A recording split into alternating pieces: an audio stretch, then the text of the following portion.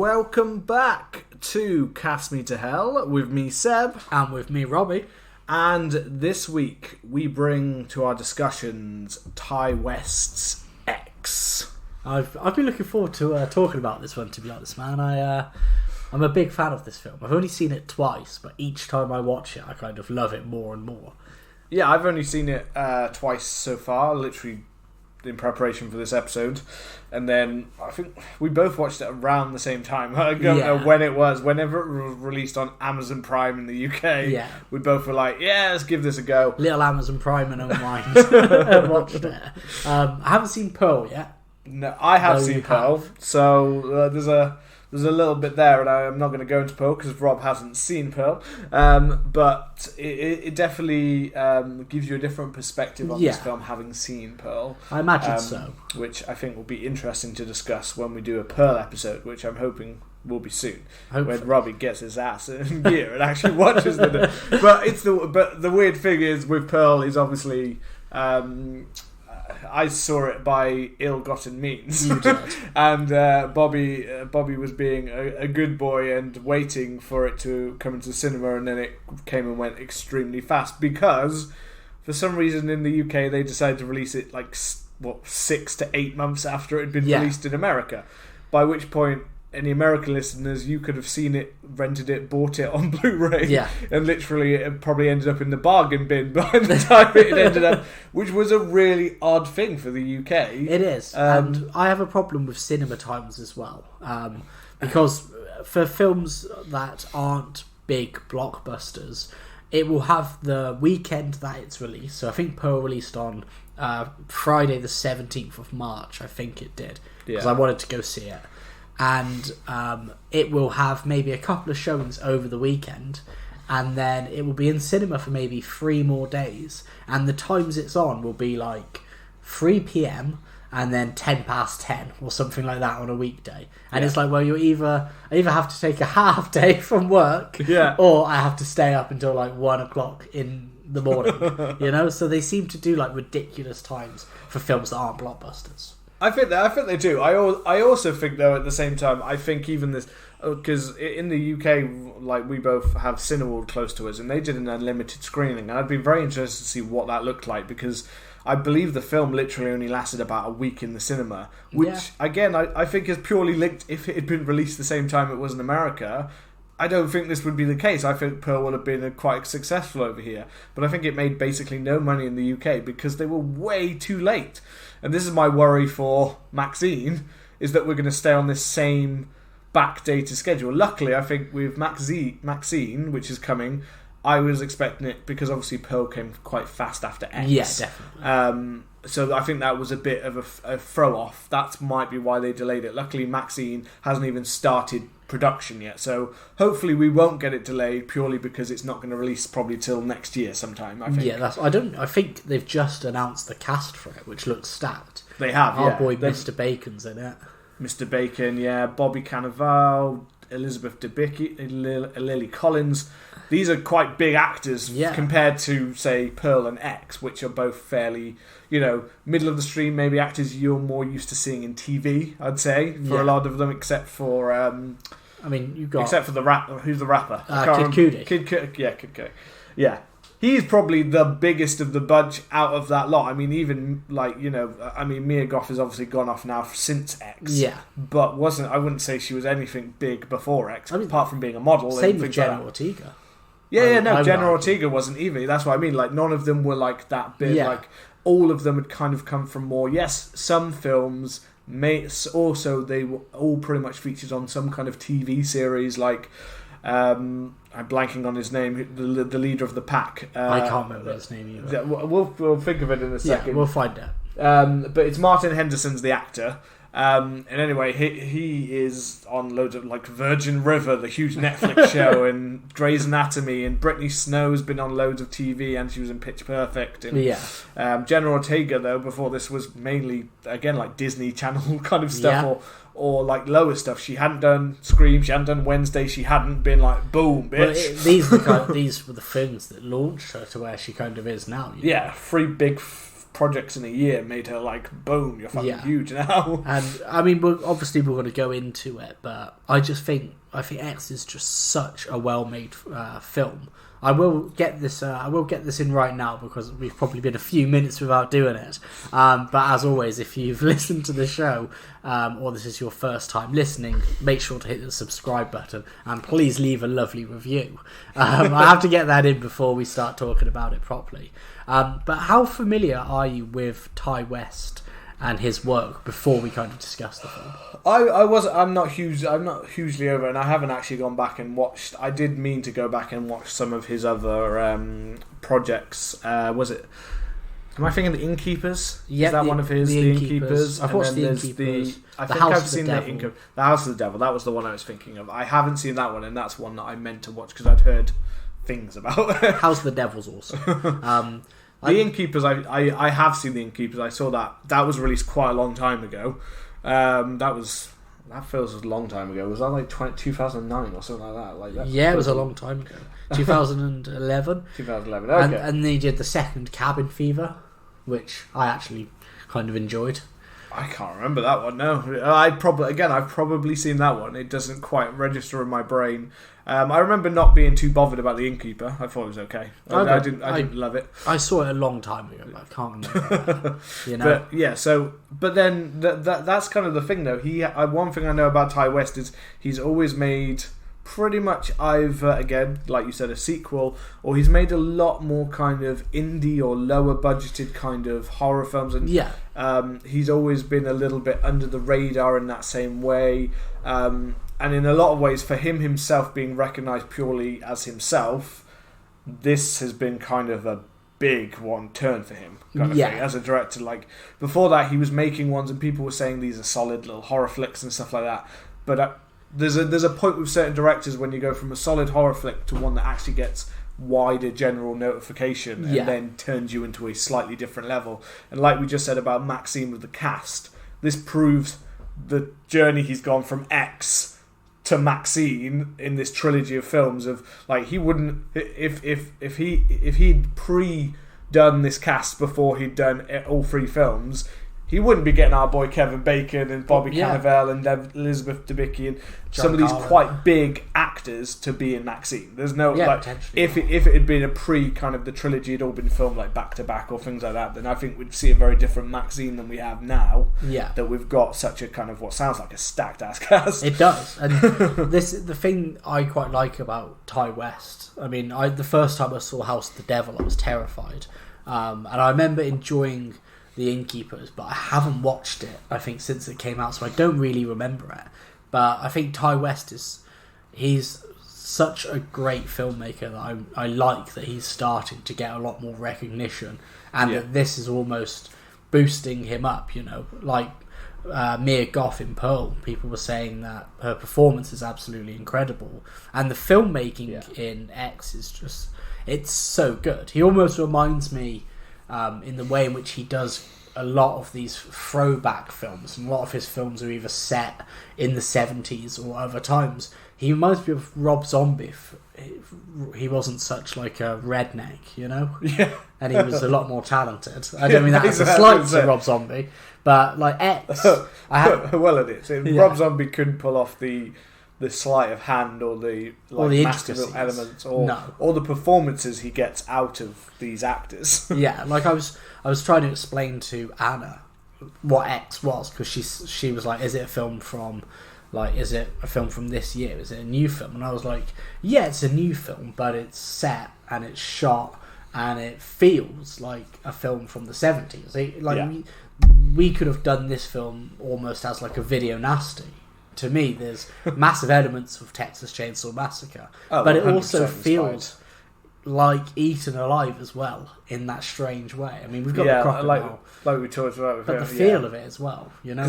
I think that's definitely. I don't know about Eaten Alive as definitely one of the things, but it's got that weird Tobe. It feels like that Tobe Hooper feeling. It's got a little bit of that, a little bit less of the oddness of Eaten Alive, but there are other ones from around there. Crocodile, Alligator. Yeah. Alligator was an 80s one as well, which has been mentioned as one of the main inspirations. And then obviously there's the then I've read, because these are long before our time and probably not where we would go in the dirty depths to find them, but I even heard like the porn itself is like very reminiscent of the porn films that were Debbie Does Dallas or whatever I read and things like that. Like I cannot say I have seen these films. Would you beat it though, if you watched it out of respect? You know, there's been a big change in porn, but would you still got to beat it? I'm sure I'd enjoy the vintage. You'd enjoy the vintage. I'd enjoy that vintage, like wine. Yes. Yes, coming soon. Us going into our dark depth. You don't want that to be a live episode. No, definitely. Live streaming. What's that noise that's coming throughout the episode? Yeah. So X. Should we get into the nitty gritty? Yeah, I mean, just obviously Ty West, 2002. 2022, and a little bit delayed, I think, from COVID and stuff like that. I think had some effects on certain parts of the production of this, which made it a little bit more, making it kind of on the go and in the kind of open spaces, which I think works for the better of the film. And it was a hit. I mean, it was a budget of $1 million and it made 15 million, which I know might not sound crazy amounts of money. I know that it's done way better on, though. It's made a lot of money from home rental and video on demand. Like, it was one of those. But that's still, you make a film for £1 million and you times it by 15. Any film that's good. This is. I'm just thinking about, this is a film that's,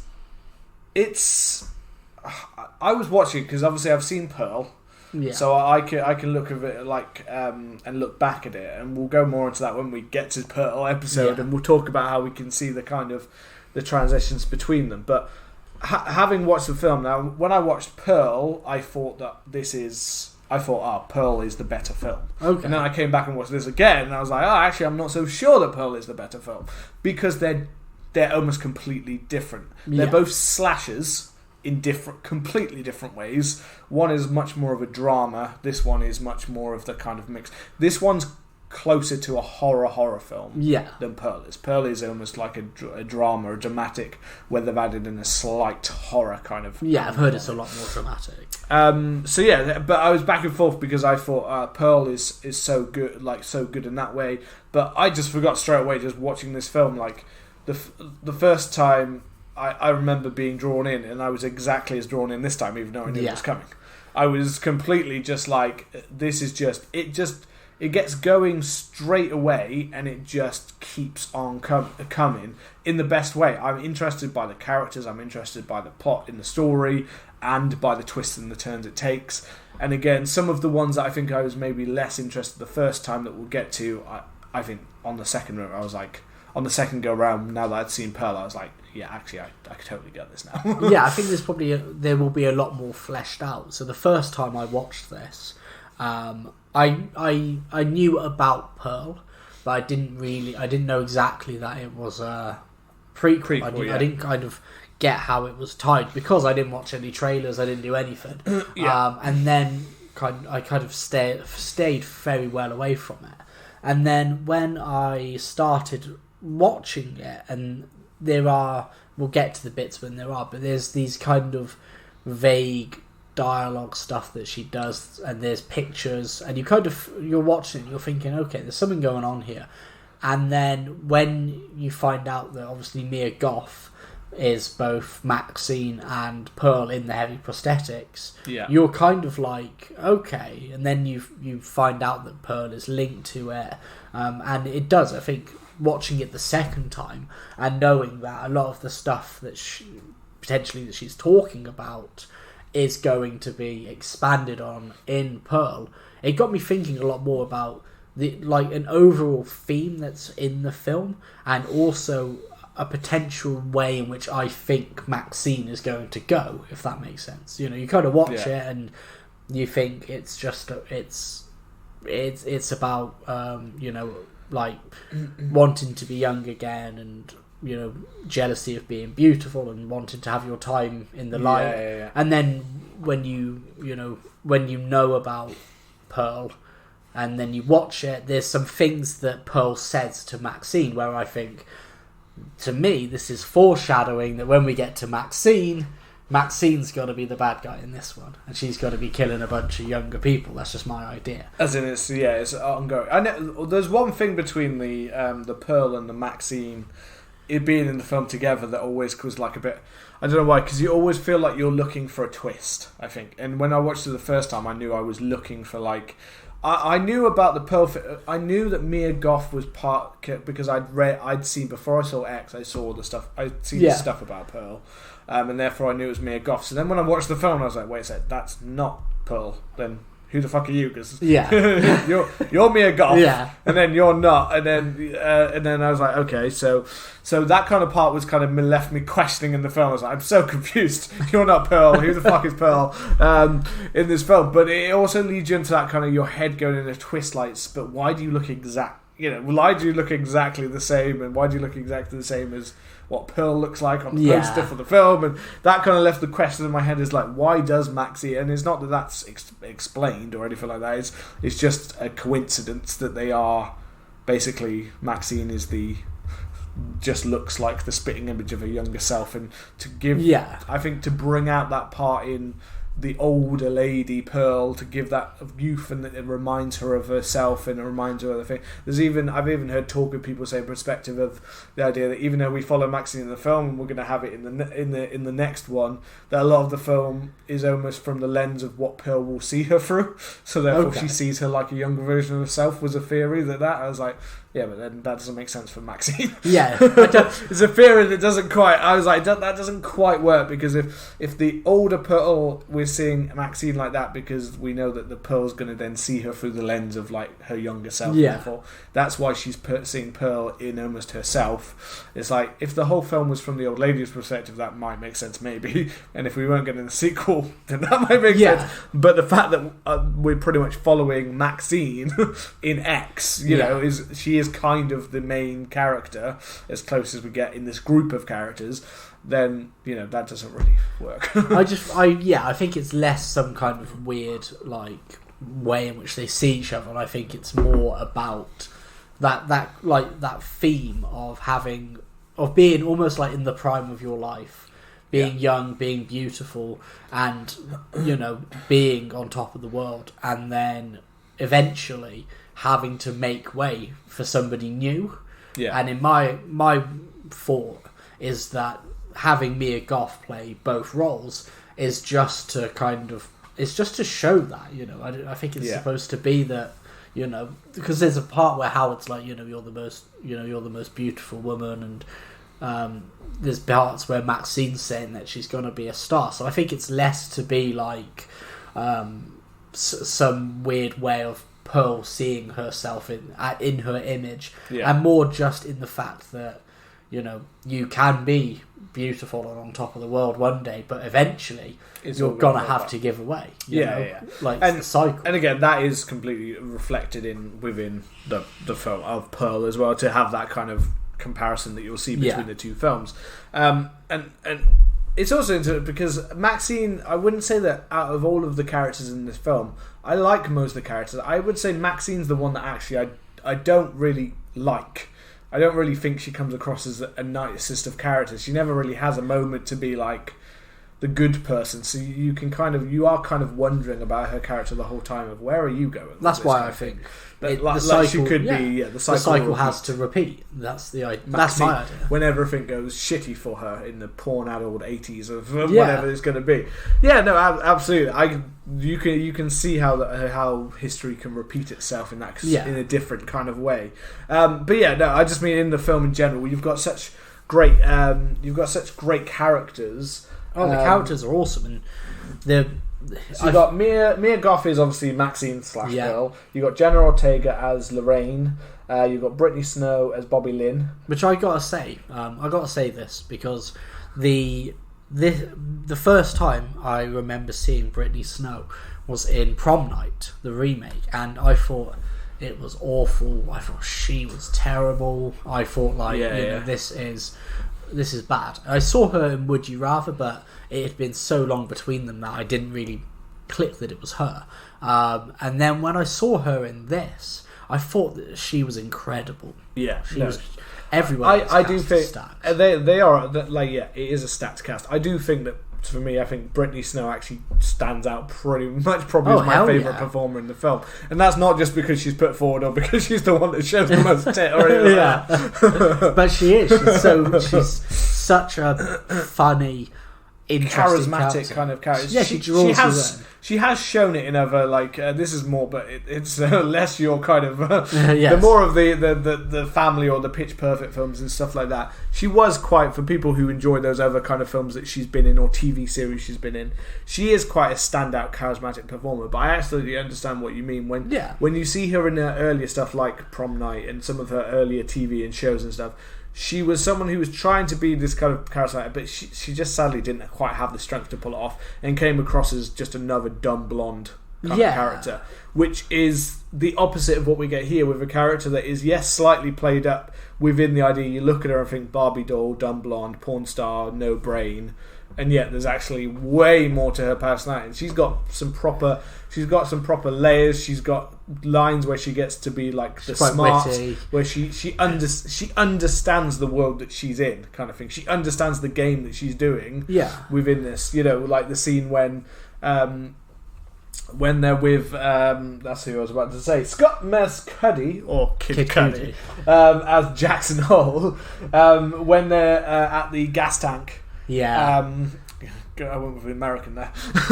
And he's taught, and she says to angle it so it looks like his dick, and instead of the the amateur.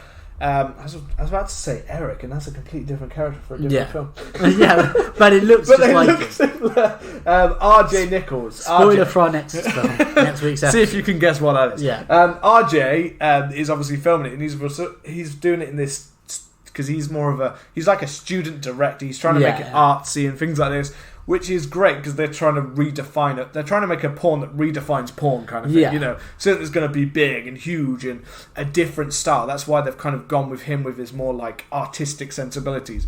But he's doing it so like that that she stood there being like, but you're forgetting the sex. This is about the sex. I want to see that looking like his dick, basically. And she's the one that points it out. And she's like, see, I've got skills too. And I think all of the cast are really interesting. Like obviously Mia Goth as Pearl and Maxxine, as we said, we'll see her kind of development through Maxxine. But I do feel I think she's, like you said, she doesn't come off quite so much as like a final girl. She comes off, I don't want to say unlikable, but she comes off that you're looking at this and you're thinking that's why I thought in Maxxine I could totally see you being a killer. But Jenna Ortega's character is obviously really shy, really quiet. She's the church mouse. The church mouse. And you have in the film, there's a lot of religious overtones, and there's these this TV shots of these pastor preaching keep playing throughout the entire film. Throughout the film. And I think Jenna Ortega's character starts off almost not I don't want to say repulsed, but she's kind of only there because RJ's there, and she does, I think, have a sour opinion on the people being porn actors and the fact that she's there filming it.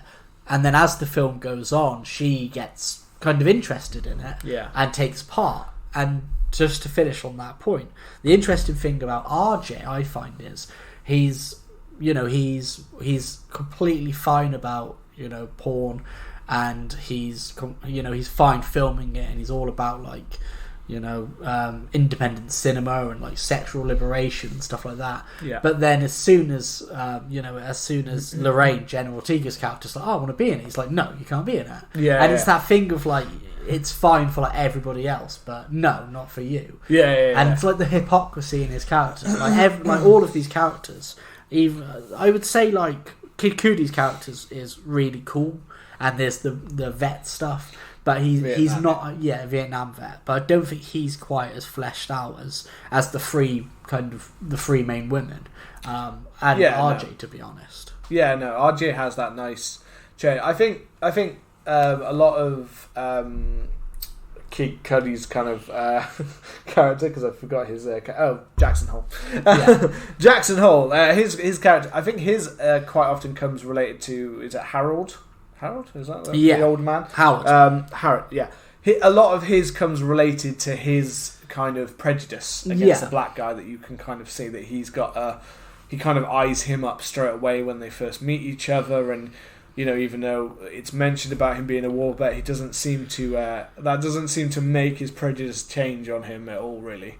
He still seems to, and a lot of that I think is related, that they've related that more into that timely like part of the storyline. But it doesn't get pushed on that because they only get really like 2 scenes together, so therefore the rest of the time he's just pretty much there to be the guy doing the fuck. And and there's that, I love there's this shot where later on in the film where Howard is looking for, he's looking for Pearl, and we get Kid Cudi Jackson stood at the door, and his dick is like down to his knees. It's so funny. This is the second time I watched it, and it's the first time I've noticed it. So I had to rewind it, and I found it so funny. And it's just like this. I don't think I saw this. Didn't you? It's so funny. Is that shot? Yeah, it's shot. It's like down to his knee. It's really funny because I rewound it, and I was like, Anna, look at this. It's so funny. And it's just like, I think Ty West has these weird elements in his film where everything is so thought out. There's some great foreshadowing that we'll touch on, but there was also these like funny moments. That you almost have to look for, There's, no, I completely get, and go back to the characters, and how they've kind of developed. So I do think that what we said anyway with Maxxine, I do think that there is a hole left in her character. She is a mainly quite silent character most of the time, to be honest. She gets herself into certain situations with Pearl, which are mainly the only area it develops, apart from the fact that we know she wants to be a star. Yeah.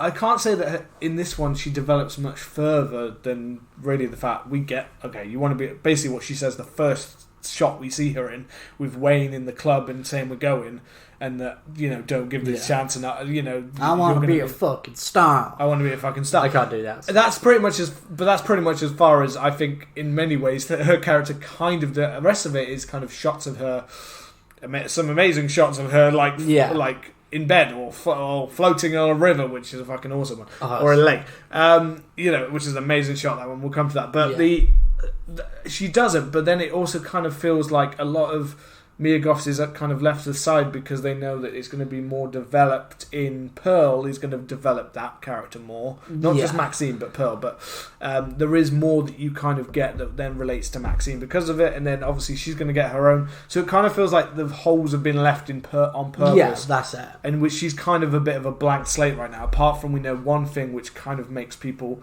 when someone is that kind of passionate and like things like that, it kind of makes you either way about them. You don't really, because all she talks about is being a star. Yeah, and that's there's not really much else you find about her. Whereas at least I think why we prefer, say, Britney is because she's much more of a, Britney Snow's character is much more of a, she's got a focus, she's got aim, but she also understands her standing in this life. Yeah. She kind of recognises what she is. She's taken a shot right now, but she doesn't seem to go beyond that. She doesn't seem so like desperate for it, like Maxxine.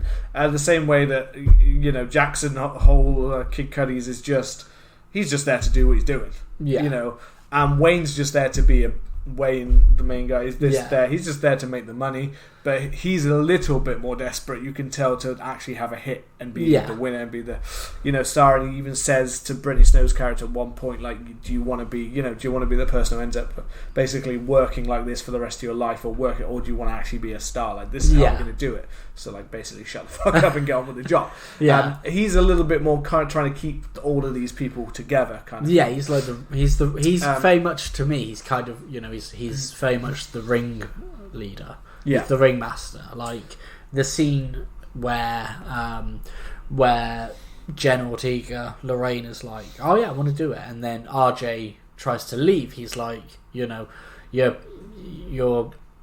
you're gonna have to do it. It's better she does it now than she goes off and does it 100 other times. And then when he says, like, she's not like them, she's a nice girl, and he gets a bit pissed off, and he's like, you'll find out that there are no nice girls. And then later when we see him with Lorraine, he's like, no, it's fine. He's probably just he's probably just out for a walk. Yeah. So he's kind of like manipulating. While he stood in his tight white. He stood in his tight white. He's just stood there. Yeah. No. I really, and again, his character as well. I really liked Wayne's character because he is almost, he's just that classic kind of the Texan charisma he brings to it kind of thing. Yeah. He's a character that basically you'd imagine like Matthew McConaughey could have played that character. Yeah, he could have been him. He absolutely could have been just there like, yeah. Yeah. He just is that kind of Texas charm to kind of get people to do things what he does, whether they're for good reasons or not fully good reasons. Yeah. But he never really feels like he goes to like the sinister side of things. He just feels he does feel like he generally, like he knows the business he's in. He knows that it's a bit smutty and he knows what it is. But he generally does seem to actually care about the rest of the gang and stuff. He's just getting on with what he's doing. He's trying to make not only himself, he does seem to care that actually I'm trying to make all of you. This is going to change all of you. This isn't just my shot. This is all of our shot, and this is it kind of thing. This is the best you're going to get kind of guys. Yeah. So I like that sincerity about the character. That's what I mean. Like he's seems like a generally quite nice. The same way Brittany Snow's character seems generally. Jackson Hole is perfectly, actually seems to be a sound guy. Yeah. No one's really him. RJ has that. Yeah, he has that moment, which is. You understand. Well, that's it. That's what I mean. Yeah, it's kind of I think it's the strange thing that all of us kind of have. It's like, oh yeah, like porn's acceptable. Yeah. Like loads of people watch porn, but then if you were like, oh, do you want to make porn? You'd probably be like, no, I never do that. It kind of has that little, almost like hypocrisy inside of like all of us, Which don't make that Like, what do you mean? You've just done things. You do things way worse than what we just watched in that porn. Yeah, but that's for mine. Yeah, that's me. That's my secret collection that everyone can see. Yeah, it's the interesting thing. There's a lot of, I think, kind of talking about some of like the Ty West's shots that he did in it. Yeah. I think there's two ways in which I think that Ty West has done some incredible work in this. I think there's the actual way in which he's filmed it, and when I say it feels like a 70s film, there's lots of, obviously there's some Texas Chainsaw inspired shots. The most obvious one I think is the van. Yes. When they're driving down, the wide shot of the where you're at the front. And when I was watching it last night, I was actually kind of, you can really tell it's a wide shot because it almost feels a little bit, I think Mia Goth's character's on one side and Wayne's on the other, then you can see into the back, obviously, in that kind of wide shot. And I could almost see on my screen the way it was kind of, it almost felt a little like it was bending Wayne had because of the way he'd shot it in that wide shot. Yeah. Which is obviously classic. Classic. Classic Texas. And then another one that struck out to me, which felt a lot more of a subtle one, is when they first get to the farm. And he's knocking on the door, and we see the shot kind of way in the house, and then Wayne at the door with the weird kind of Americans seem to have them. They're like they're like sheets before your door. I don't know what it is. I think it's the summer. I assume it's to do with the humidity and heat I assume that they live to in. Keep bugs out. Keep the bugs out, but basically you want to keep a constant breeze going through your house because you're fucking sweaty balls. Yeah, but that's an amazing shot, and it kind of that one was that was like sunset. Kind of perfect oranges with the kind of the slight grittiness, rundownness of the house. Yeah, and if you look really carefully, you can even see Pearl in the window. Yeah, in many of the shots. Pearl's actually in the background of so many shots in this film. It's so creepy. She's so like when people are walking through the forest, you can. I was like literally starting to look out. Like, where's Wally? Where's this old bitch? But because you can literally just see her. There are some very obvious, and they make them obvious, and then there are some where it's just if you're just looking really carefully in the forest, you can. There's one that's obvious, and then there's also if you look several scenes before that, you can already see her popping around, kind of thing. And it's super creepy. And in the window, which again, it also made me think of Texas Chainsaw because you get a shot where you vaguely see Leatherface in the original one. Yeah. And the first time we see her in that window, it's kind of obscured. Like, you can kind of see that someone's there. Yeah. But you can't really make out her features. And you get that a little bit with Leatherface in the original Texas Chainsaw. So, I mean, this group is so, like... But I guess it delves into that kind of the way that Texas Chainsaw delves into maybe the more grimy, grotesque, political kind of things. Yeah. And this one does touch on that a little bit. This one delves more, uses pornography as a way to kind of delve into that more kind of social climate. Stuff, yeah. Religion and pornography is that kind of fighting battle between the two. But yeah, the shots. But there's a lot of I forgot the beginning as well. I really like the shots at the beginning, which again... that one's not obviously Texas Chainsaw the original, although it reminds me of the remake of Texas Chainsaw Massacre. Obviously, seeing the footage of the dead bodies and going around the house before you actually see the ending. You know what's going on. But those shots, I forgot about that opening. And me, yeah, I completely forgot about. I was like, what's going? I just thought it got straight into basically them on the road in the van kind of thing, not the which whole, you feel or you think in it his does. In his In the strip studio. club or whatever it was. But there's on the shots before we move on. There's some almost like the ways in which it was filmed in the 70s, not just throwback shots to like Texas Chainsaw, but there's a lot of like static shots where it's not tracking and it's not moving. Yeah. It is just center frame, and then your action takes place on that, and then we cut to a different angle. There's one where Jenna Ortega's going into the basement to find a flashlight, and they all, a lot of films from the 70s did this, where they would place the camera almost at the bottom into the side of the steps, and it would be dark, and we'd see the character up at the top. And there's so many shots like that. And then there's also these other cutting in shots, where I think there's one where an amazing, terrifying scene where Maxxine is like lying in the lake or whatever. And that's the one that pops about. That to me, that's the best shot in the film. Oh, that's fucking... I think that shot is fucking amazing. Like, you've got Mia Goth, who's like floating in the water. You keep coming back to this shot actually several, it's cutting between a different scene. But she's obviously floating in the water. I think it might be why they're filming a sex scene at the same time. I think that's what we're I think it is. Because we're getting the nudity of the sex scene crossed in with the nudity of her, but are very different. Like, that one's obviously like a very... the sex scene is obviously very, like... At that time, RJ's trying to really... he's trying to make them do it his way, so it's almost a kind of force, not letting them do it naturally. And then you've got this oddly natural... nudity natural shot, and it's kind of that cross between the two. One's very lots of different angles that you're getting, like a porn, I guess. But basically, like, he's trying to get them from this angle and that angle, and that's when Jackson's like, you do your fucking thing, I'm doing my fucking you know what I mean. When you get that kind of moment, and he's really trying to overproduce it, and even a lot of Ty West shots are like taking it from different angles very quickly, and then it's imposed with this one shot that's just staying either far away or it zooms closer. But that's all it does. Apart from that, like you said, it's a static shot of just...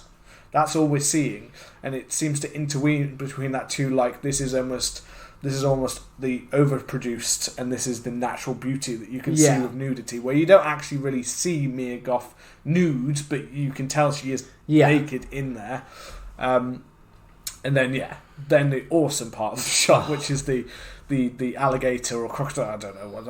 I don't know which one it's meant to be. That terrified me both times. That was full, like, that was just, you're just watching going, holy shit, like, fuck. But it's like, so the thing that reminds me very much of Eaten Alive is we have like an old rundown farm. I know it's not a hotel. We did Eaten Alive, so if you haven't listened to it, go check out our Eaten Alive episode so you know what we're on about. But it's kind of like they have access to these crocodiles or this alligator, but it's not just that. It's that the alligator is a surprising presence in the film, a lot more than that shot. So I think the alligator is teased before that shot. I don't know if you caught it. I only caught it the second time. There's an amazing foreshadowing shot when they leave the strip club, which is Brittany Snow's character coming out of coming out of the studio, and the studio is a woman that looks like Brittany Snow taking her bra off, and there's a crocodile next to her biting the bra, and it's so good for what happens to Brittany Snow. I saw it and I was laughing. It's kind of this like visual storytelling. It's a terrifying and beautiful shot at the same time. The way it moves and looks so seamless, the way your eyes are following both her but also the alligator and just watching it move. Yeah. And the fact that there's no urgency to her because she has no idea that it's behind her. It's terrifying. So that's what's even more terrifying, is the fact that you could just be there and not realise what's about to happen to you. The fact that she's there, and then obviously the shot changes to when she's actually getting up onto the side, and behind her shoulder you can still see it coming closer and closer, and she stops. And she's just on the side, and you're like, fucking get out the water. And the thing that I loved about that is every other film director, or like 99% of film directors, they would have shifted focus from Maxxine to the alligator. Yeah. And the fact that it's just there, and it's He's out always of the focus. background character. It's just always the background. And there's other scenes where they're in the swamps later where you can just see a crocodile in shot, and you're like, they seem to be like a presence, and it's like. And like you said, it's such an unexpected part in the film. Yeah. Because you literally are expecting.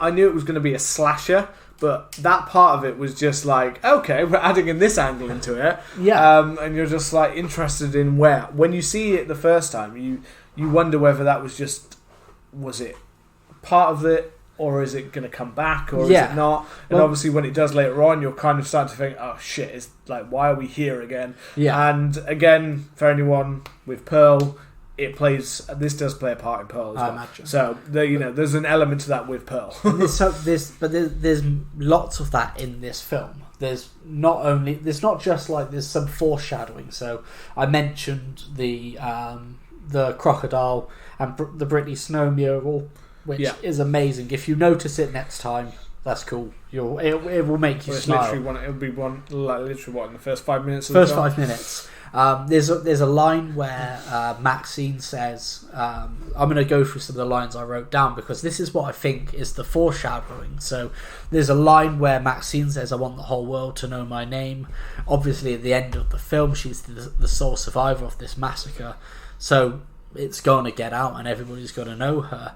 But then there's some stuff that Pearl says, she says, and this is what leads in, I think, me, that Maxxine is going to turn into the villain, is she says, we're the same, you'll end up just like me, and this stuff. And I think, and Ty West is such a deliberate filmmaker, there's not just the crocodiles, but there's an amazing point where Howard holds up Wayne with the gun when he first gets there, and Howard says, with the shotgun, oh, it's just, it's not loaded, I don't keep anything in there. And then he puts it back, and then Wayne says, I do the same with mine, implying that, he's got a gun but he doesn't keep bullets in there. Obviously, as the film goes on, Jenna Ortega eventually stumbles upon the dead hippie or the dead naked man in the basement.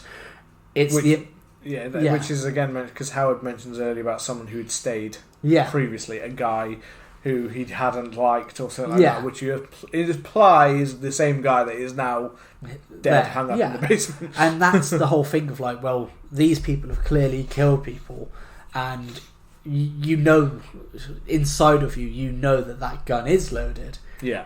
And then you kind of you see Maxxine get the gun later, and if you listened, it's not loaded, and it's like it creates this thing where he sets up a lot of stuff. And the thing that I think kind of sets this film apart as well is we don't get a kill until like an hour in.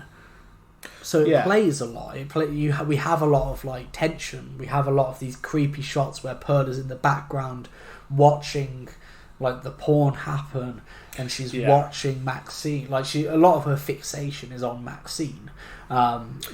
you're mainly only given suspenseful scenes. Yeah. Scenes while you're wondering, like the alligator in the water, like Pearl hanging around, or Pearl coming, or that's not what I meant. Yeah, I think the whole thing is she doesn't. I stopped at the wrong time there. Well, I guess she does later. Yeah, I guess she does. Yeah. No, like Pearl coming and taking Maxxine into the house. And that kind of, where you've got the whole cross between the lemonade scene, where it's the porn scene, and then you've again got a creepy scene with her and Pearl in the house, where Pearl's almost talking about them like there's some kind of lesbian relationship here, like we've done something wrong here and something naughty here, like almost as if there's this odd attraction, obviously, with seeing her younger self, or seeing someone who looks so similar to herself. There's an odd attraction to, this is my youth, this is my fame, and I'd like to have that, like I'd like to have you, kind of thing. Well, because after Pearl and Maxxine meet, she goes upstairs and starts doing her makeup, and starts and then asks Howard to fuck her, and he's like, I can't. My heart can't take it. Which is yet again another little thing that comes set into up play later that plays out. I think you've even got when they're doing the porn in the barn. I think there's that you either see it or you see it get knocked off the nail for Wayne later on. And or the holes that she looks through in the barn that you can see. And again, that's another one where you can see her. Pearl in the background, because if you look at certain points, you can actually you see her obviously through a window part that she's looking in, but if you look, I'm certain you can spot eyes that are looking through those holes in certain shots. I wouldn't be surprised. In the barn. I remembered the holes, so I was looking out for the holes. I definitely saw what I was certain were eyes looking through the holes in one of the, when you look through the angle where I think you see Maxxine in the shot and you can see the holes behind her. Maybe you have to look behind. Yeah. There are the holes are there, and I'm sure because the light is shining through. Because when you see her at the angle, you see her down at an angle where she's having sex and things like that. You can see the light shining through a lot of the barn. I think you can see the light, but the light blocks out for a second, and that's where you can see as if someone's looking through. I have to watch it. Just watch it. Just watch it. And that's because that's it. Each time I watch it. There's more to it, and that's why I think it's such a well-made film. It's well made, and in the terms of it's a slasher, but it's not a natural. This is my line of where I like A24 films can be very things like this. This one has the right balance of telling a story. Which reminds me, like Texas Chainsaw Massacre or Halloween or classic kind of 70s horror, the ones that are deemed a little bit more higher bar. Yeah. And that's because they take the time in those films to lay out the characters and were more about, if anything, about the characters than the killing. Yeah. You know what I mean? And that's what this does here. In that same vein of Texas Chainsaw Massacre, Halloween, the ones that were slasher films, but less so, because if you think of, like we've mentioned several times about those, both of those examples, for instance, this is not the same as that in terms of the bloodiness, but it is the same in terms of the fact that majority of the film is all about the characters and the build-up. Yeah. And the build-up doesn't even necessarily go on for a huge amount of time, but it has such a satisfying conclusion because you've invested so much into this characters and this time and all of the weird creepy stuff, and then obviously there's the sexy stuff which I'm sure many people out there are enjoying a lot of those scenes as well. Just beaten off. But, I mean, there's that scene where where they're singing Landslide. Pearl's taken off her makeup, and I think that for me that all just seems like it's coming back into this idea of again, I haven't seen Pearl, so I've got a lot of theories about a trilogy based on one film, so I'm probably way off, but there's moments where Pearl is saying that she's Howard went through the war, and she mentions about the power of beauty, and she looks at pictures which are her and Howard getting married, and they're kind of like, you know, you can't clearly see. It's Maxxine looking at them. Yeah. So that was one interesting part for me, that I was having watched Pearl and going, really looking at the pictures, going, now that I know that is Pearl, obviously, because obviously that's not to the end of the film that you know. Yeah. I was really looking at the pictures, going, can you clearly see that isn't? And they're just distorted enough. They're like sides of a face, or turned back, or slightly distorted by like real bright sunlight and things like that. So you can't quite tell that it is Mia Goth again. Yeah. In the same way.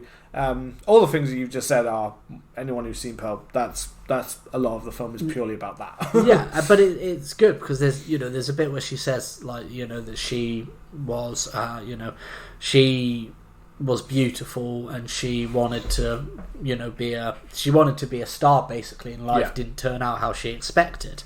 And Landslide, the song, it does have lyrics about, you know, getting older and life changing, not kind of, you know, being in control anymore, and growing up and all of that sort of stuff. And it fits so well that for me it just reinforces this idea that the film is about beauty and change, and like not being young forever. And when you look at, you know, some of the religious overtones, which we haven't really touched on, they do talk a lot about young people being like perverted, and like young people from Christian homes and stuff like that. And when I said that, I just imagined a person called Christian Holmes, and I was like, what? So I don't know. It's just this idea of like during the 70s and 80s, a lot of slasher movies had those rules, like, you know, if you engage in behaviours that are deemed like degenerate, then you die, you know, smoking, drinking, having sex. And the idea of like young people doing that, that's what the core cast are kind of doing in this film. You know, we see them smoking zoots, we see them drinking. They break all of the rules. They're breaking all of the rules. So I like that the film does kind of tongue-in-cheek play with those rules, but then there is a theme of that religiousness over it. What do you think of the religious kind of overtones? What was your take on them?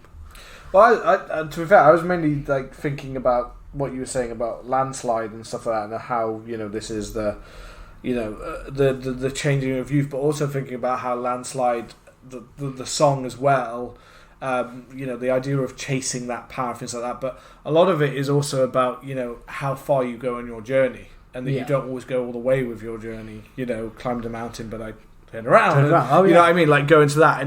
And for me, that was part of the idea that in your youth you chase certain things, and you have to get to the point when you are accepting of your limitations in life, and that you have to become settled, and you have to be like, I've done what I needed to do, but that's as far as I can go. Yeah. And I think that plays nicely into the characters here. Is you can tell with Maxxine that she's pretty much set on the idea that she can't stop until she gets everything. Yeah, which she's young and is like... and that is the idea of it. Whereas Pearl's someone who chased it, settled when she wasn't purely happy with what she settled. Is kind of, you know, kind of, again, and that's basically the only idea you get in this film, in X, I think, is the idea... Like, no more to that kind of thing for now, but, you know, you get the idea that basically she's not happy with the way her life turned out, and that she once had the dream, but how far she went with it is left in X, kind of open, so you don't really know what she did, or if she ever really tried to fully chase that dream or not. And I just like that they're all people on that journey. They're all younger on that thing, but you've got a little bit in Wayne where he's a little bit more desperate, I think, in a little bit of a way that he shows a little bit more. For Wayne, it's further along in that journey. Absolute, isn't it? Almost, you know? Because he says this is going to be the film that finally gets me out of the red. You know? So we know that he's bankrupt. It's kind of his last hurrah. And again, like, all of these different layers of how life, we get so many different like layers of life. We've obviously got the young porn star and Brittany Snow, slightly older one, who's a little bit more easygoing, a little bit more, but she's a little bit more accepting of the fact that it doesn't all work out like that. And maybe you're very idealistic, but that's nice. And then you've also got the really young, the church mouse in Jenna Ortega's, who's kind of just like judging it and doesn't really understand it or hasn't really seen it until it's actually in front of her, and then she kind of, her eyes kind of opens to it. And obviously we've already said about RJ on the opposite side, where he acts like he is, but it's almost as if, have you ever really been in this situation? You're saying it, you're like the student who says, you're the student who's watched a bunch of like foreign sexual exploitation film and say, this is the new wave, this is the way it's going. But when it's actually put fully in front of him, not the sex part of it, but the idea of these are the choices you have to fucking make. You know, these are the things that you're going to come in your way, like Wayne says to him. He's too immature to take that. And it's the same way that in some ways we'd also say that Lorraine is too immature to maybe realise she's making the wrong choice because she's been influenced by these other people. Yeah. Not forcefully influenced or anything like that. But just by seeing it, it piques a curiosity or a sexuality. Yeah. You know? So I do like the fact that, like we said, the way the characters are fleshed out, but it's also nice to look at them as like all on this kind of slightly different journey within time and how they're all trying to take their shot. You know, if anything, you know, Jackson is the most settled of all of them. He's pretty much like, I've been through shit worse than any of this. This don't matter. You know what I mean? This is I've been somewhere fucking terrible and I've survived it. So this is fucking great. Well, he said I don't need any fucking more than this. This is fucking good right now. Well, he's like, you know, I think when Howard walks into the barn or walks into the house, you know, the cabin they're staying in with the gun, and he's like, you know, I've had like 2 tours of you know, farmers shooting at me, and I don't fancy it again. And then when they're looking for Pearl in the swamp. Yeah. He's like, you know, I crawled through rice paddies for 3 days looking for traps and like landmines. I think I can find like an old woman, and you get the idea that like you said, he is settled. Yeah. But he's accepting because he knows there's more to the world than this. Yeah, that's what I mean. And a lot of them don't have the perspective, you know, and that's the thing about the difference between Pearl and Howard are old enough to have had the perspective, but a warped perspective, maybe a wrong perspective on the world, as in Howard seems to go along with Pearl. Is what you kind of get the idea that he's kind of her handler almost, because of the way he talks about her. Yeah, I mean, later on in the from film, what you get in X, obviously, and that's kind of the idea you get. Like, and the same like with when they're searching with Jackson.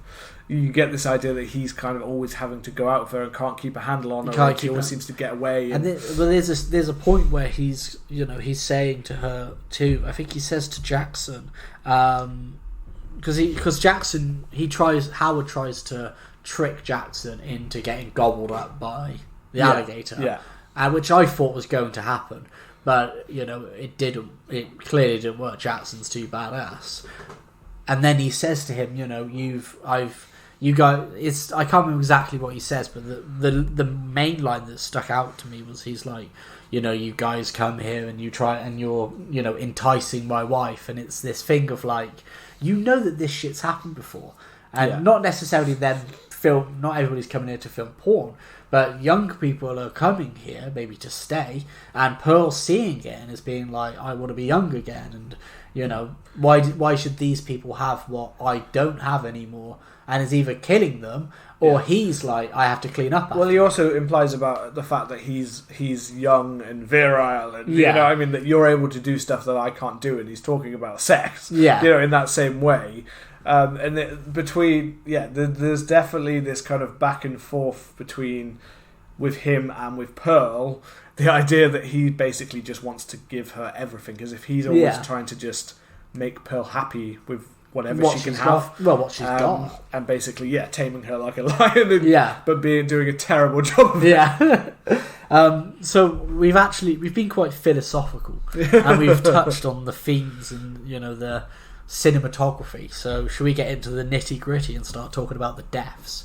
I think we've done a good hour. Build up of the information. We've done an X on you. We've given you about an hour of the talking and the discussion without really giving you any hint of blood. And now let's get killing. So RJ is the first death. RJ tries to storm out after, you know, Lorraine gets piped by Jackson.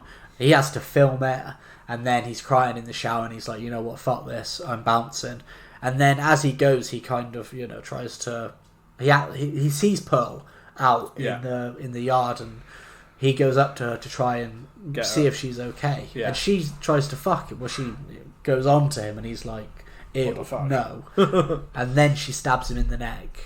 Yeah. And just the rejection. It's the rejection, isn't it? Again, you know. Again, she's constantly. You can see she's chasing anything to be that sexual. Because this is obviously before she does the fuck with. Before she fucks Howard, yeah. So she's constantly chasing it, as if at first she's chasing it after the younger men instead. Yeah. And then realizes that that's not the way it's going to go with. Well, they don't want RJ her. Here. No, they don't exactly. Want her. They don't want her.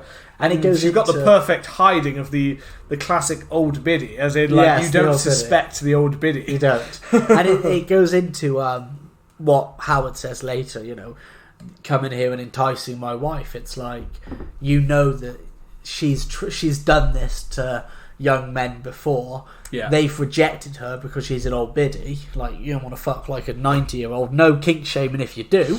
But RJ doesn't, and the ones who have died don't. And I get myself in hot water with the old lady fuckers. The old lady fuckers. The gilf lovers. But it's like, it's that rejection. And I mean, and like she seems to take, and again, the running theme of with Pearl, she doesn't seem to respond well when people aren't listening to her, looking at her, or rejecting her. Yeah, she's definitely got a lot of problems in that way. But this scene, I thought I remembered this. Okay, because I remembered it being somewhat bloody, but I thought I just remembered I remembered her stabbing him in the neck. Okay. Is it the neck? Yeah, stabs him in the neck. But that was pretty much it. I just remembered it. I thought the first one was fairly tame, and I forgot how that actually she fucking goes at him. Yeah, like literally to the point of taking his head off. She really slices into his neck so much that his head comes off because he goes onto the ground. And I was going to say, I read about the stunt performance. Yeah, of how they did it, the lying down and the fact the stunt performer had to lie in a classic Kevin Bacon kind of style, which is really cool. Of when we say that, as in Friday the 13th with the arrow in the neck, as in the body was there, so the body could keep moving while a prosthetic header was at the top with a fake neck that could be slashed into, to the point where it could be removed. So basically, the head and the body, which in my head, because it's obviously when you see it in the film, it looks like they're lying on hard ground, gravelly kind of. In your head, you're thinking, how do they do an escape head under there? Like, obviously, this has been designed as a set, so they've done a trapdoor that can head, which sounds really fucking uncomfortable. It does. Just only about your head is somehow under that trap. And then you've got to have fake stuff put on top of it. That just sounds fucking horrible. Like, so kudos to the stunt performers. But so basically the point where the size of the neck gets on the ground and just continues to basically slice until decapitates he comes off completely. And all of the effects in this film are awesome. Yeah, and it's very practical. It seems it doesn't feel hugely. A lot of apart from one or two apart from one or two parts of deaths, then most of it feels completely practical. That's definitely, as we know, practical in its way. It was a retractable knife and a fake neck to slice the fuck up, which looks awesome. That's the first one that kind of sets us off and holy shit, like fucking hell, what's going on? Yeah, that's the entry to the third. And and then obviously within this we then get like Lorraine going out to look for RJ and Wayne going out to help. Yeah. And obviously Lorraine ends up in the house and goes down to the basement to find the. She gets invited in by Howard, doesn't she, into the house? Yeah, because he's like, "Oh, I need to search for my wife." And she goes down to there's only one torch. Go down into the basement and have a look for another, which is just fucking terrible. Yeah, and then she finds that I think she finds that it's locked, and then she turns on the lights and sees that there is a naked dude. Yeah, which I think I missed that scene the first time. I missed it the first time. I didn't realise there was anything because at first. And because of obviously Eric had had his head decapitated at first, because I didn't see the shot, I had to go back quickly and look at it because I'd obviously missed it the first time. Because at first I was like, "Wait, was that not?" I said RJ. RJ. I I was like, is that RJ's body hanging? Have they taken him off the road so you can't see him? And then I was like, oh wait, no, it's not, because you've still got a headset. And and that's it. The second, and he still kind of looked a bit like RJ. A little bit. It's like a hippie, isn't it? Yeah. I think the first time I watched it, I must have somehow missed it. It's a quick shot though. It is a kind of, if you look away for a moment, it is that kind of shot of like, holy shit, okay, someone's down there. But then it's the implication that this has happened before. Yeah, they've killed people before. You know. Also, to add in one shot that again I didn't really remember, and it's pretty brutal, is when she actually gets through the door. Oh no, I remember that. I forgot the way, like, or at least I knew she was. I remembered her trying to escape, but I didn't realize how brutal her hand gets fucking smashed in. Yeah, like he proper like slams the fuck out of that hand. You see it get fucking twisted and bent, and like you can see that like gross. It's proper mangled. She breaks the fingers. I've got a question for you about that. I'll say that when we get to it, because after that is when we get Jackson's death, isn't it? Jackson goes to look for... I thought Wayne died before Jackson. But no, Wayne died. Wayne dies first, because he goes out with Lorraine. Oh, we get the goes horror looking shot. into the barn. So we get the... Absolutely horror shot. Where we get him obviously looking in the barn. And then we see him walking. We have the shot again. It's great because the shot stays still. Yeah. And just lets you slowly be like... And like any classic time anyone does this, whether it's Home Alone. Yeah. Or whether it's Final Destination 5, which has an amazing one with a nail where she's jumping around. Yeah. And you're like, fucking hell, come on, don't do this. And it's so weird about the idea of like, it's not a kill, but it's the idea of something you could do at any time. Yeah, you could fucking you could you've done it. I've done it before. I've had like a pin stuck in the back of my foot before, but because it was on the callus, I knew something went in. It didn't actually hurt. I was just like, shit, what fuck. Yeah, but the idea of that going right into the center of your foot, for instance, is one, because that's where you can tell all of the pressure points are and everything. Yeah, and it's just the fact we're just watching. Oh, we were watching him walk towards, like, for fuck's sake, don't. And it's teased. It's one of those shots where you're like, you're sure that he's going to stop before, or he's got to walk over it. Yeah. But then he walks on it and it doesn't cut away. I mean, when I'm fucking thinking about it, to be fair, I don't know who the fuck.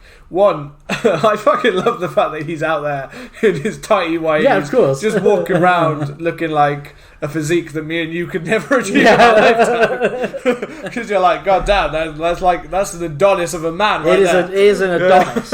I don't know if did you ever see American Horror Story 1985? Yeah. There's an absolute Chad in that. And I can't remember his name, but he's one of the counsellors. He's got like a mustache, and he dresses like in this short shorts. I think his name's Vic or something, which is like the most his character name that you could get. And it's that kind of like 70s, like longish hair, like Adonis body, just fucking walking around in tighty whities. You know. But I'm just at the same time going, you're this guy. So she says she's going out and look, and obviously Lorraine goes in basically like a long nighty kind of top. Anyway. Yeah. But he goes out and he's got nothing on his feet. He's literally just in that, and then he decides to walk around a farm in his feet. I mean, in a partly way, I feel like you deserve this, mate, because you deserve tetanus. You walked on a farm for like, it's not like a farm is a completely safe foot free. I mean, you're gonna get. I mean, just the rocks alone getting in your foot, like, for fuck's sake, it's going to hurt. But the fact that he walks into a barn, which you can tell is like, there's items and spades and there's pitchforks and stuff all around. It's like, you made a bad choice here, man. It's bad, man. You don't. But yeah, that is bad. That part is probably worse than the actual death itself for Wayne. Like, I'm not saying that's worse. His death is horrible, but although. Oddly, this is one where I remembered it actually being more in my face. Like, I remembered like the holes weirdly, but I actually thought we saw it go more in than we actually do. You thought it was more prolonged? Yeah, I thought I remembered seeing a more prolonged shot of it, like in his head, kind of thing. When actually, it's pretty much just he looks through. He's drawn to the noises that are coming from outside, and he looks through the gaps to see the holes to look what's going there. And pretty quickly, he kind of sees. I think he sees Pearl. I think he does see, or he sees eyes or something on the other side, and then he sees something. You see him slightly react, and then it's just kind of a side shot where you do kind of see it slightly pierce, but that's about it. I think you see it stab in to his eyes, and then it maybe holds for half a second. It's quick. It's quick. It does go. And then it's kind of done. Yeah. I think it holds, for just enough time. It just holds that you see it go in, and kill him instantly. Yeah, I was thinking in my head I saw more as in it like linger more on the shot, or actually the spikes going into his eyes and skull, like from the back, or so that kind of thing. You see what I mean? Because is it a pitchfork? Yeah, it's a pitchfork, which is awesome. I love it. Yeah. I love a pitchfork as a weapon. Yeah, but that one's cool. It's definitely. I'd say that's definitely the one out of a lot of them, though, I think left the smallest impact in my mind. The nail I forgot about, though. That part makes a bigger impact on the second view. In the first viewing, I remembered his being very quick. Like, feeling like, oh, his went by really fast. Like, let's get the older guy out of the way. I felt that about Jackson, to be honest. Yeah, Jackson is another one, yeah. Jackson's is... it is fast and it goes, but you could almost miss Jackson's if you were like, if you just talking, where's he gone? but the first time I didn't quite like it because I was like, I don't know, I expected more or something. But this time, once I kind of looked and I was like, he's trying to trick him, and then he realizes he can't, so he just confronts him and he's like, you guys always come in here, you young people, showing your stuff off, trying to entice my wife. But I know just what to do. Bang, and just kills him shoots him in the chest. I kind of love that you don't really see Jackson react. It's just like, no, it's just bang and gone. Yeah, like he pretty much like just disappeared like into the darkness kind of thing. Yeah, basically. It's just gone, and then you don't see his body. I think that one worked better for me. Definitely, again, to be honest, I actually couldn't remember what Jackson's death was at all. I remembered, like I said, I remembered what Wayne's was. I kind of remember it. Jackson's, I completely forgot what it was. Yeah. So it worked better, but also I think more because of the back and forth between. Because as I said before, that I think that a lot of Jackson's, his only other kind of part is this kind of race kind of part that's played between Howard and him, and the fact that they're both vets, but they both take it in different ways. The fact that Howard really dislikes him even more when he's like, "You're a vet, and you're acting like you're better than me," kind of thing, because you've done this more recently, and once a vet, always a vet kind of thing. It's a bit jealous. Once a Marine, always. So it kind of works better when it's like Howard's basically the one getting this revenge, because Howard doesn't really kill. He's in when he kills, isn't he? Bill kills the rest. No, he kills General Ortega as well. But it's the same kind of thing, isn't it? He shotguns, but it's a sudden death. Yeah. He doesn't go for anything that's prolonged or anything, or like any major death, like any psycho. It's literally just he's got the gun, basically. And that's me. I think that is the difference between them. It's that like Pearl's murders almost feel like vindictive and almost feel like very she's enjoying, it, and the very primal almost, she fucking decapitates RJ. Yeah. She feeds Bobby Lynn to the crocodile, which we'll talk about next. She and then she stabs Wayne in the eyes. And if I'd rather be just shot with a shotgun. Howard's ones are almost like, I'm doing this kind of as like a clean up. Yeah. It's a bit of like a mercy almost. I mean, because to be fair, with Jackson, that feels almost like a bit more revenge kind of. That almost feels like the one character he has a vendetta against was just Jackson's half the time.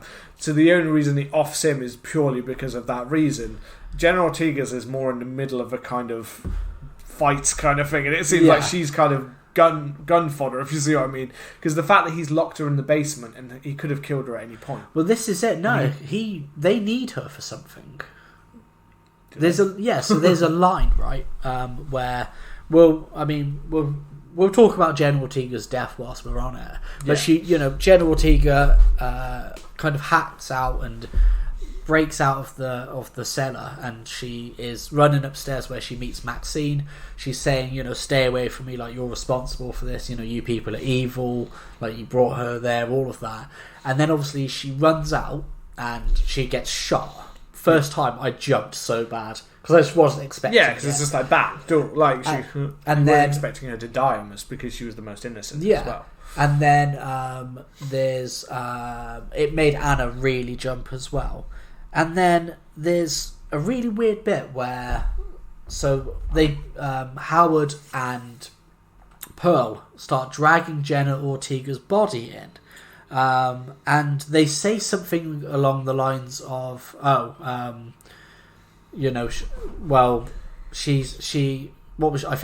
something like, I told her to stay in the basement. We don't need. Well, she's dead now. We can't use her, or we don't need her anymore. But they say something along the lines of needing Jen Ortega's character, and that they put her and locked her in the basement deliberately. Yeah, they say something along those that hints to that, or at least that's my interpretation. They say something like, I'm not sure, because obviously the other body's down there, so it's been kept for some reason, whereas the other ones just seem to disappear off. I didn't know. The only thing bringing into my mind is for some kind of sexual thing, as in to get Howard going or something in my head. I didn't really think much more into the fact that he's just trapped her down there so that Pearl can have her later. Like, I felt like it was more for Pearl, because all I was thinking was the fact that we say this and he's annoyed about all the young people, but at the end of the day, he agreed to have them come to the farm. Yeah. Because Wayne says he talked to Howard. He didn't say it was someone else. He said he talked to Howard. Like, he talked to the man. So it's Howard he talked to. So Howard's brought them there, but Howard also seems to be in a little bit of a stage of elderly or dementia, or he's very forgetful and forgets certain things going on. He doesn't always seem on the ball. So I was just a little bit more. I just kind of wondered more whether he's trapped her for Pearl, kind of thing, to let Pearl let out her maybe animalistic side. Like she's just more there to be killed, but just trapped. Maybe, but it was just something that she said to me, about why we need to keep her or something like that. Maybe that's kind of me just mishearing and misunderstanding, but it sounded like they needed her for a reason. That was the point I wanted to raise. Bobby Lynn's death, or Brittany Snow. Yeah, this is the one that I remembered the most, and I think it's my favourite death in the movie. It's just so well done. It's this payoff of all of these, all of the crocodiles and stuff like that. And the way, I think, because you expect it to go a bit differently. It's very, you kind of expect it to be, because they're by the pier, and you've seen, like we said about them foreshadowing, we've seen, if you noticed, the blonde eating the crocodile on the mural, but we've also seen the alligator lying there. We've seen Maxxine in this fairy water earlier, and the crocodile coming towards her. So the impression that I got is she obviously tries to help Pearl. She's like, have you got dementia or something? And I think Pearl's like, fuck off, I don't need a nurse or something like that.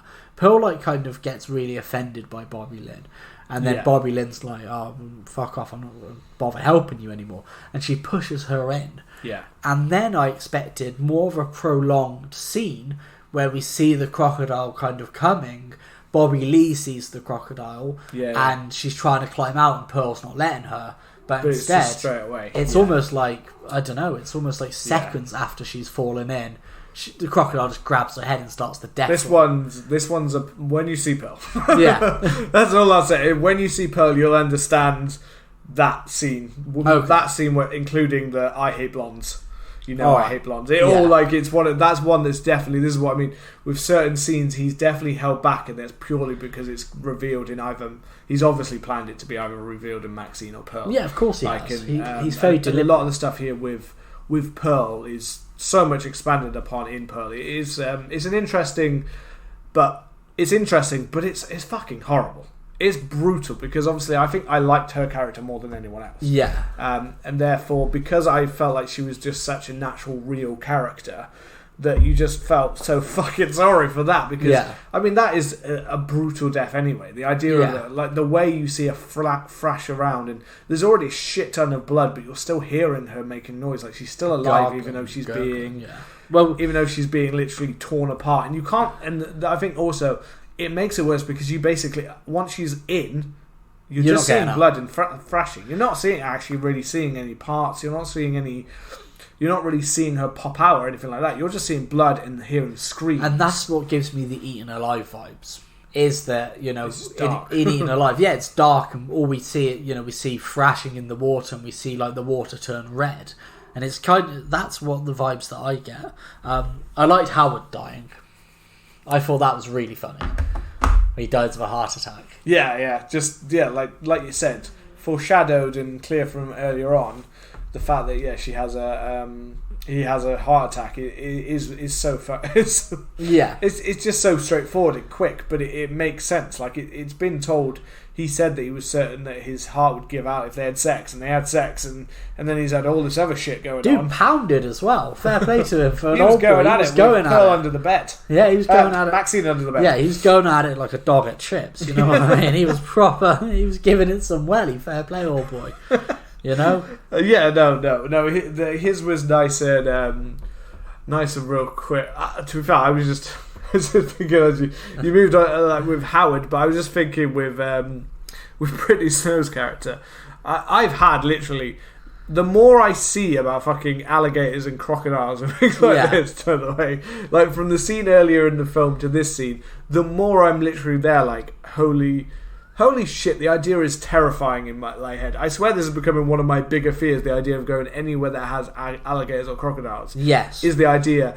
Because when you hear about I've had when I have nightmares, sometimes it's more about the sudden things that could just happen and you could lose it, and whether that's me or like with someone close to me or things like that, or now that I've got a daughter and things like that, like the things that can just suddenly go.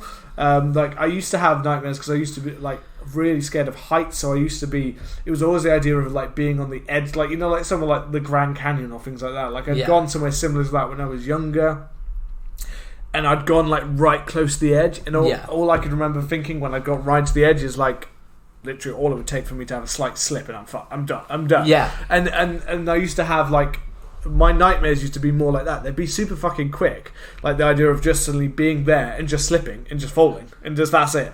And then I've had ones about the idea of something like, or someone you love being close by, and the stories you hear about alligators in like Florida where they just come out like when people are playing golf, or walking along with their dog, and it just suddenly just jumped out at them and just dragged them in, and that's it. Like, there was nothing you could. I've fucking seen do. shit on TikTok of people's dogs getting almost gobbled up by alligators. Yeah, but it's happened to people. Like they talk about like people that have been dragged off golf courses where they didn't realise the fucking gator had just, all right, mate, just gobbled them up. And like to me, the idea of that sudden, like unexpected, like the idea of being in a situation where you know that there are dangerous things around. Yeah. But obviously at this point, even in this harkens into the film because she doesn't even realise this shit is really going on. Yeah. She has no idea, like, she's really in danger, and she walks up to the old lady and thinks there's no danger here. Old biddy. You know what I mean? And it's that same thing in the reality of it. The idea of a gator or a shark attack or something like that.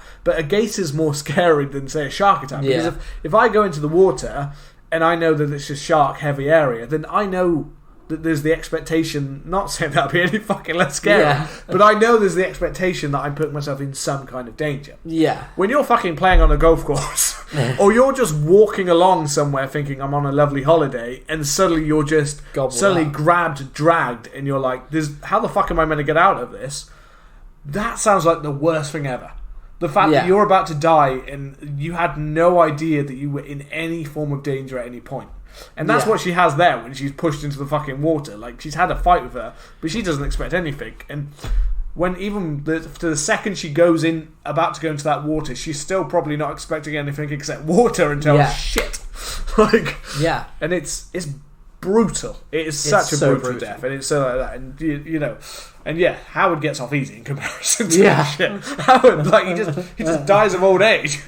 Basically, he just dies of a simple heart attack. It's like, you got it fucking easy, man. Like, no, it is funny, I think, and that's what I mean about like even Pearl gets off easy, to be fair, really, in the grand scheme of things. Yeah. Well, it's I mean, it's brutal, but I just mean it's quick. Yeah. Well, I mean, let's kind of wrap it up and then we'll go to the social media lounge. Yeah. Because we had a lot on X. You know, mostly positive, and I'll read a few out when we get there. But So Howard obviously has his heart attack and dies, and then Maxxine gets the shooter, and she's like, I'm gonna start blasting, like our boy Frank Reynolds, and then she realizes that it's empty. We know that, but she doesn't. And then Pearl tries to shoot her, and this is what I love. It's such a funny fucking. It's funny, and it's also that I love it because it would kind of happen. Like the shotgun has such serious buck and power. It just blasts her out, blasts Pearl out, and she breaks her hip, and then she's so defenseless. Yeah, and Maxxine, and then. But it also makes you because obviously Howard again is the only one we see with a gun. Yeah, he's the only one we see firing it. And it feels like almost like that's his, he's the one that has the gun. He's the one that knows how to use it. He's the one that does the guns and stuff like that. And he knows the power of it. And I think this scene even proves that Pearl doesn't even understand. But it's a nice harken to the fact that you kind of realise that, Pearl almost doesn't seem to have a realistic expectation of how things happen. It seems as if she has been kept in this little bubble because she doesn't even realise what she's putting herself into when she grabs that fucking gun. Yeah. And then there's the hilarity of the fact that she just fucking flies out of the room. It's fucking so funny. Well, especially when it's the killer. Yeah. It's kind of funny to see them get fucked in that kind of way. It is. But no, and this is the thing that now I know, watching it the second time, and I don't know if it changes. We'll talk about Pearl's death because she says to Maxxine, I think that's when she says, you're the same as me. One day you're going to end up like me, which I think is prophecy for Maxxine. She's no way going to be near as old as Pearl, but I'm thinking we know that Maxxine loves fucking cocaine. She loves the Columbia Marshall powder. I think it'll be harking to how the drugs have ruined her, how age has ruined her, and she will be haggard. I can absolutely see following on from this and the idea she wants to be an actress and the idea that nothing will play out the way she wants it to. Exactly. You can see how she's going to turn into that, and like you said, the 80s drug-fueled, the sex, but at a different level, or snuff films, or all that kind of shit that could come into play of how this American dream, the Hollywood dream, could completely fall apart for her and turn into proper dingy porn, or what she had now was kind of a nice kind of they tried to be artistic. This was nice run of the mill. I could see her going into the darker depths of Hollywood and I can't imagine that they're not going to go into how Hollywood is going to be what you're going to do to get this part and all that kind of shit. And it's going to basically destroy that. It's going to destroy that dream. This first one, X, seems to be very much about almost the expectation of youth, or reflecting on the youth, like you said, and again, Pearl kind of plays into that kind of area because you've got younger Pearl kind of thing. But I could see how Maxxine is gonna really go into how I'd say almost Pearl is almost the innocent version of what I imagine Maxxine will be. Maxxine, I think, will be the full on brutal you think your dream was destroyed, this is fucking dream destroyed. I think that, because there is a line where they mention about the American dream and the pursuit of happiness, the pursuit it's not the American dream isn't happiness, it's about the pursuit, and it makes you think what's Maxxine going to have done to hold on to it. Well, and it's also because it's interesting, obviously, because we find out her father is the evangelist, is the preacher with her the entire film, and I mean there's a hint of that earlier in the film because he says the line earlier in the film. I will not accept a life that I do not deserve. You're kind of is it because she's religious or things? But obviously we find out that he's looking for his daughter, or wants his daughter to come back. So again, we get a little extra layer of Maxxine at the end there of how she's a background and how that might have developed her idea of a background, but it's a weird, nice, odd balance between her taking this and twisting it into that, taking something that's a religious context, kind of more about leading the correct life and leading a God's life, and you know what I mean, and following the Ten Commandments kind of life. And she's twisted that into the life I deserve is a fame, life of fame money, and of money and a star. kind of false idols and things like that, like kind of not the idea they've had at all. So that again will also be interesting to see how that plays out later on when we get to that. But anyway, she gets away into the van and she just squashes Pearl's head. Yeah, which is funny. Well, she reverses onto Pearl's head, doesn't she? She reverses. She runs over and then reverses over her head.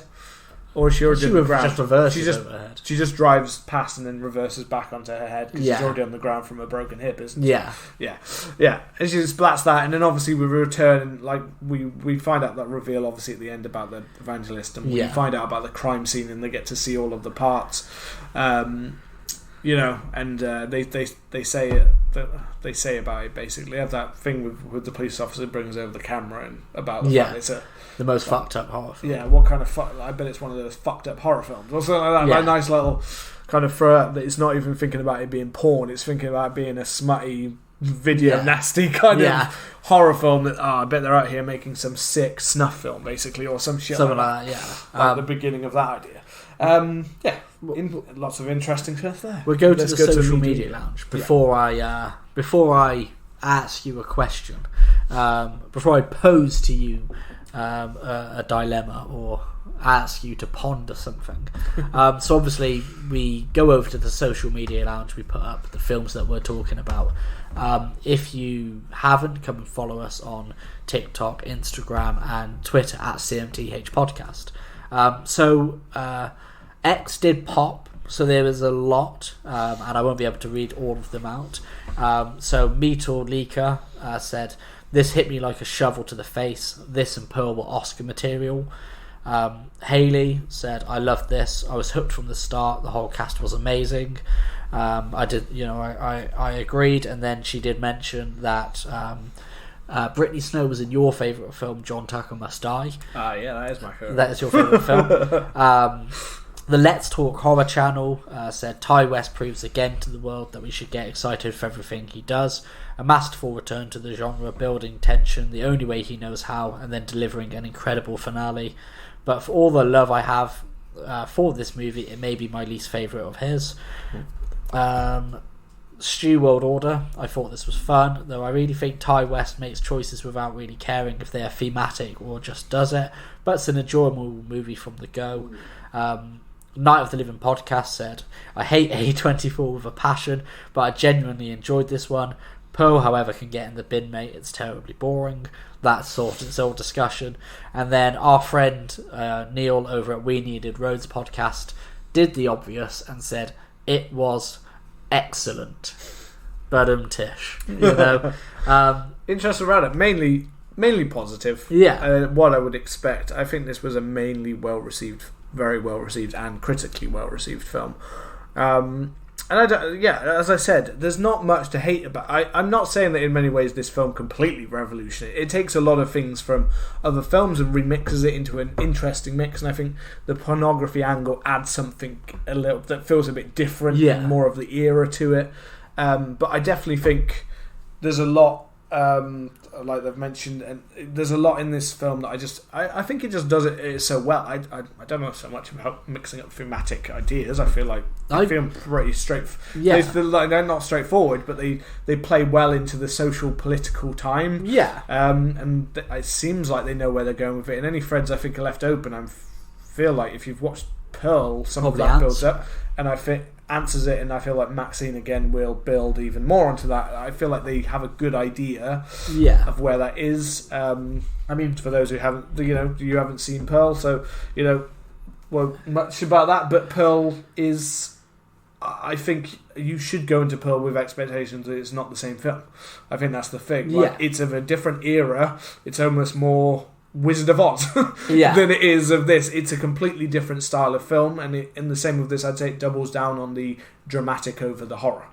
So that's more to me to you saying don't go in expecting X2 because it's not X2. It is a completely different film, and it does double down on Mia Goth as well. Character, it's all about Mia Goth. You know, I mean, she is the focal point, and she's very good. although I will say there's only one thing that annoys me between the film, the two, and I forgot with this one is accents. Is the fact that the accent of Maxxine doesn't seem really that different than the accent of Pearl, and that always annoys me when they're trying to do two different characters but they kind of sound about the same. That one did a little bit make me question as Mia Goth's range of vocal acting, not physical acting, but vocal acting of like, do you just know how to do that one Southern accent, do you? Yeah, maybe. You can decide when we come back and return with Pearl. I mean, for me, I'll say my thoughts, I'll ask my question, and then we'll end. Because we've spoke a lot, but I genuinely think this was one of my favourite films of 2022. The only films that I think I preferred were maybe Barbarian. And while I found Barbarian scarier, I don't know if on a second watch if I think I would enjoy it maybe as much as I enjoyed X. I enjoyed X more watching it and knowing what comes. I think Ty West, like I said, I love the foreshadowing. I love that everything has a place to play. And I feel like, I feel like the stuff that's left open will be answered in Pearl, or even maybe Maxxine will find out more stuff and it will answer certain questions. The other film was Mad God, because I felt that it had amazing visuals and similar to this film, which I think had a great underlying theme and message, and like the stuff about beauty and time and change being inevitable, and your time eventually going and having to accept it, and what you'll settle for, what you won't settle for. Mad God had a lot of that in it as well. But I genuinely loved this film, and it's great that we covered it, because it's been a film that not only that I love from recent years, but I think there's so much to talk about. And we've both wrapped up, but I'll ask you one question. Can I say one more thing? Yeah, one more thing, thing, my question. They just came to my head, and this was because earlier on I had stated whether I was unsure between Pearl and X. Yeah. And I think I would say that on reflection, and I might reflect and change this again when I watch Pearl again, but in my head, and this is just to state without any spoilers at all, just to say, I think X works really well. The thing that I actually appreciate really well about X is, if you didn't know anything about Pearl or Maxxine, this works really well as a standalone film. Yeah, okay. It doesn't need... We know about the other stuff, but if I look at it as an overall, I would have been quite happy if that was it. That was the whole film. Yeah. Whereas on reflection, I feel, for you thinking about Pearl, and I might be wrong, I feel like Pearl does not feel like a standalone. It needs this film to support it, kind of thing. So that's probably why in my head I'm just thought I'd throw that in there for anyone wondering. I do think that this might be better. I think this is a better film than Pearl. Okay. But I'm not. But I enjoy both. Yeah. Right. Ask me your question. So what is this question? Ask you no questions. I'll tell you no lies. So my question is, when I watched this back, I haven't watched Pearl. I saw Pearl, she's a murderous old bin, but I also felt she was a more sympathetic character. So you can go into as much detail as you want, or keep it as vague as you want. But watching Pearl and seeing X, do you think that she was a sympathetic character? How do you feel about the character of Pearl and kind of the conclusion of her story almost? Pearl, I absolutely... I mean... The character in this film, when you first see it, obviously you don't know really it's Pearl or anything like that. You don't really refer to her like that in the film until very... I think... Do they refer to her as Pearl? They do. They do refer to her as Pearl. Oh, yeah, Howard refers to her as Pearl. But again, I wasn't thinking of that. So, to be honest, when I first watched that, I remember just looking at her going, you don't really look completely like an old lady, even though the prosthetics are very good. You don't completely look like an odd-looking old lady. But I remember about the character herself, I think when you see it without any of the other context, she just comes across as this kind of odd, sexualized kind of woman to make you feel uncomfortable, because she's doing things that you don't expect from someone older. And that's from the sex, that's from the murder, that's from just the way she generally acts. There's something uneasy and unsettling about her. But then I don't think with just X, that you really get much more of a feeling. And I think this is why I feel like you kind of are maybe left a little bit blank. And I could almost see if someone only saw X and knew nothing or thought nothing else of it, that they might kind of put it down as a bit of a, kind of interesting, and it had some interesting, unsettling scenes. But she's not exactly a great killer, because you don't actually learn very much about her. You only get a few kind of scenes, that one with her and Maxxine at the table. So in that respect, as just X, I think she'd be underwhelming, and you wouldn't really feel sympathy for her, because she just seems like a psycho biddy who's horny as fuck and wants to fucking and wants to fucking kill everyone. Yeah, and that's basically as much as you kind of get. You feel like there's more to it, but you're left with a lot of questions.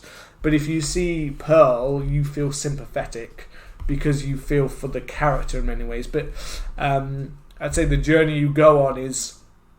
I'm not giving away any. I don't want to give you any. I want you to go in clean. I want to go. So I just say I feel like you do go on a very strong journey, because it is very much Mia Goth's Pearl's film. So you pretty much only follow her, and for some people they'd find that slow. But it is mainly just following her character in this very kind of what feel like, because it is meant to be.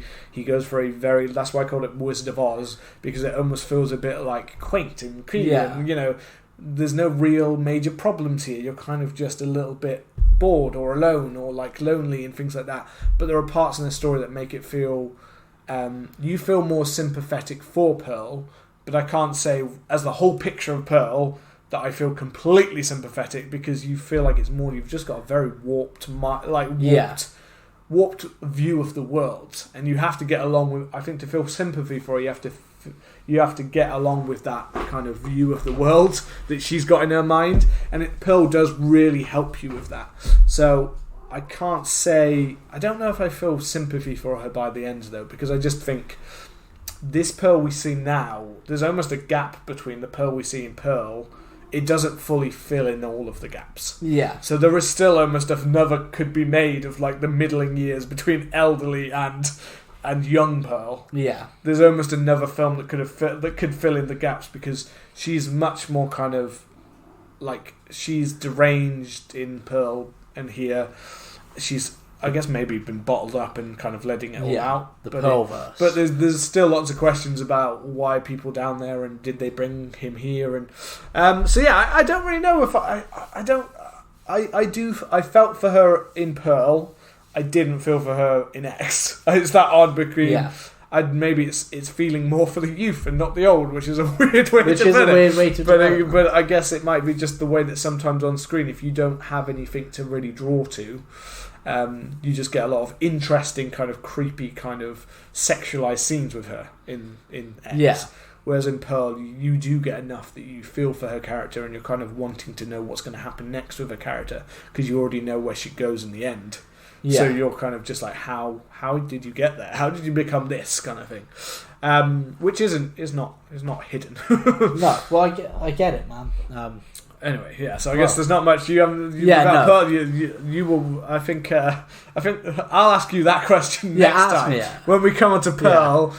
Which hopefully that's not going to be too long. As soon as you can see it, we will get on it. So hopefully next month maybe we'll try to push for a Pearl episode.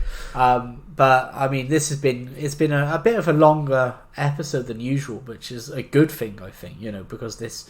I think it's when you can tell when we're a bit more passionate about certain films, or we've got a lot of ideas, or there's a lot of things that people have thrown out there about a certain film, or maybe it's just the theories around this film, because there's so many you could have. Or maybe even the themes and the the little layups and the things that he's done. There's a saying on TikTok which I think applies to this, and it is, if you'll allow me to quote it, I would say that Ty West, he ate and he left no crumbs.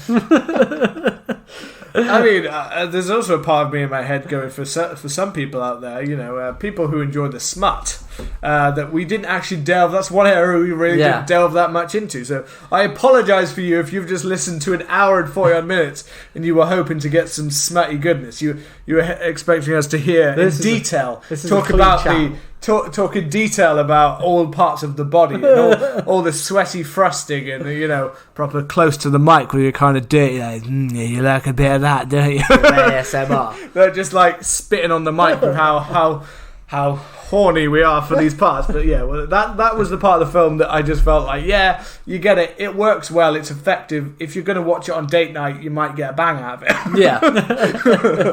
It might pique the interest. Yeah, well, I guess that's where we will end it, with the smut. With Now, smut. after all of the deep discussion, the smut is what will stick in the brain. That seems appropriate. But yeah, as always, if you've enjoyed the show, please hit that subscribe button and leave us a lovely review. We will return next week. And until then, take care, see you later, and bye-bye.